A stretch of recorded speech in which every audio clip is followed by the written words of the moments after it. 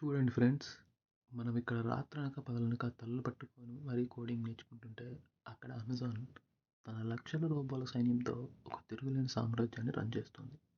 ఒకప్పుడు సాఫ్ట్వేర్ ఇంజనీర్లు రాసిన వేల లైన్ల కోడింగ్ ఉంటేనే కదిలే ఈ మెషిన్స్ ఇప్పుడు మనలాంటి సామాన్య కార్మికులు చెప్పే నార్మల్ మాటలు విని వాటంతట అవే రూట్ మ్యాప్స్ ప్లాన్ చేసుకుంటున్నాయి. ఈరోజు మనం చూడబోయేది కేవలం టెక్నాలజీ కాదు, ఒక మ్యాసివ్ హ్యూమన్ మెషిన్ విప్లవం. Welcome to pride and Joy friends. అసలు ఈ ఆటోమేషన్ కథ ఈరోజు సడన్గా పుట్టుకొచ్చింది కాదు. దీని వెనుక 30 ఏళ్ళ హిస్టరీ ఉంది. 1990లలో అమెజాన్ అంటే కేవలం ఒక చిన్న ఆన్లైన్ బుక్ స్టోర్. అప్పట్లో ఒక బుక్ ఆర్డర్ వచ్చిన వర్కర్లు ఎక్కడుందో వెతుక్కుంటూ కిలోమీటర్ల కొద్ది నడవాల్సి వచ్చేది. ఆర్డర్లు లక్షల నుంచి కోట్లకు చేరినప్పుడు జెఫ్ బెజోస్కి అప్పుడే ఒక మంచి ఆలోచన వచ్చింది. ఒక పక్క క్లారిటీ వచ్చేసింది. మనుషుల స్పీడ్ ఎంత పెంచినా ఫ్యూచర్ కామర్స్ స్పీడ్ని అందుకోవడం సాధ్యమని. అందుకే ఈ కామర్స్ కంపెనీ నుంచి ఒక ప్యూర్ లాజిస్టిక్స్ జైంట్గా మారడం స్టార్ట్ చేసింది. ఒకసారి అమెజాన్ చూసుకోండి. ఇప్పుడు 2005లో ఒక Amazon warehouse worker life ఎలా ఉండేదో.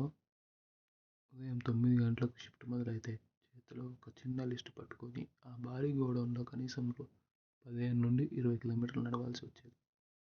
కాళ్ళు నొప్పులు పుట్టిన వందల షెల్ఫ్లు ఎక్కి దిగి ఆ వస్తువులను వెతకడమే ఒక యుద్ధం లాంటిది.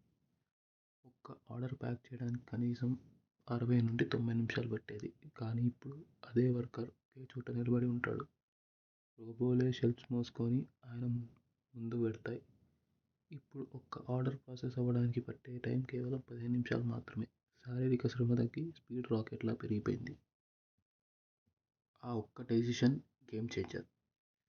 2012లో సుమారు $775 మిలియన్లతో కివా సిస్టమ్స్ అనే రోబోటిక్ స్టార్టప్ను అమెజాన్ కొనేసింది. అప్పట్లో అందరూ షాక్ అయ్యారు, కానీ బెజోస్ ప్లాన్ వేరే లెవెల్. వస్తువు వద్దకు మనిషి వెళ్ళడం కాదు, మనిషి వద్దకే వస్తువు రావాలని కాన్సెప్ట్తో విప్లవం తెచ్చారు.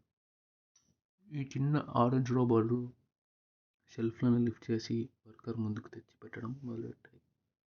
దీనివల్ల పని 300% పెరిగింది. ఏకంగా కొత్త బాస్ వచ్చాడు, అదే ప్రోటియస్. పాత రోబోలకు తెలివి తక్కువ, కోడింగ్ చెప్తేనే వినేవి. కానీ ఇప్పుడు అమెజాన్ ప్రోటియస్ అనే నెక్స్ట్ జనరేషన్ రోబోస్ తెచ్చింది. దీనికి ఏఐ అండ్ కంప్యూటర్ విజన్ ఉన్నాయి. దీని స్పెషాలిటీ ఏంటో తెలుసా? దీంతో పనిచేయించడానికి కోడింగ్ అక్కర్లేదు. జస్ట్ మీ నార్మల్ లాంగ్వేజ్తో మాట్లాడితే చాలు. కార్ తీసుకెళ్ళి ప్యాకింగ్ సెకండ్లో పెట్టు అంటే చెప్తే చాలు, అది ఇన్స్టెంట్గా పనిచేస్తుంది. మనుషుల మధ్యలో తోటి ఉద్యోగుల హ్యాపీగా తిరుగుతూ వర్క్ చేస్తుంది. అసలైన మనీ గేమ్ ఇదే.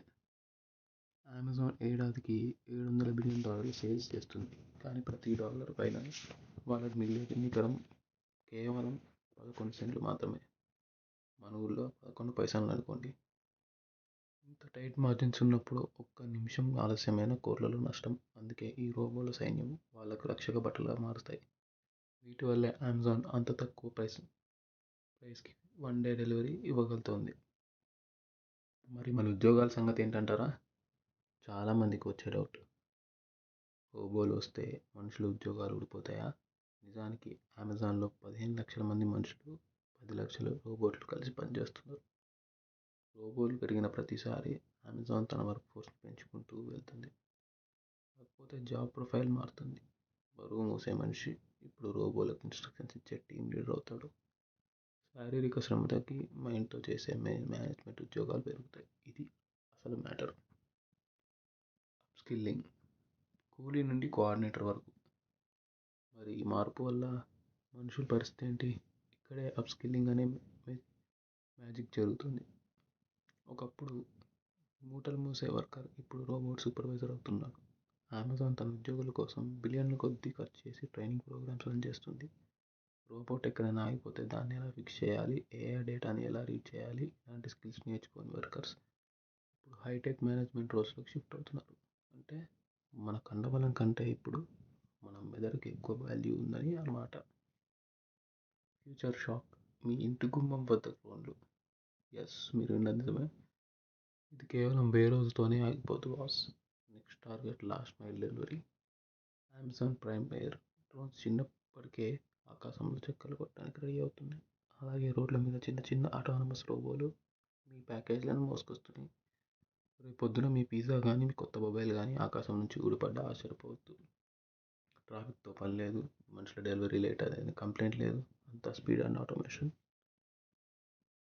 సో ఫ్రెండ్స్, రోబోలు మన ఉద్యోగాలు తినేవు, మన ఉద్యోగాల రూపురేఖలు మాత్రం మారుస్తాయి డెఫినెట్గా. ప్రపంచం మారుతోంది, టెక్నాలజీ పరిగెడుతోంది. మనం కూడా కొత్త విషయాలు నేర్చుకొని ఈ టెక్ విప్లవంలో భాగం కావాలి. భయపడి వెనుగడుకేయొద్దు. ఫ్యూచర్ మనల్ని అడగదు, అది వస్తూనే ఉంటుంది. మనం ఆ వేగాన్ని అందుకోవడానికి రెడీగా ఉండటమే ఏకైక మార్గం. ఈ వీడియో కనుక మీకు నచ్చినట్టయితే లైక్ చేయండి.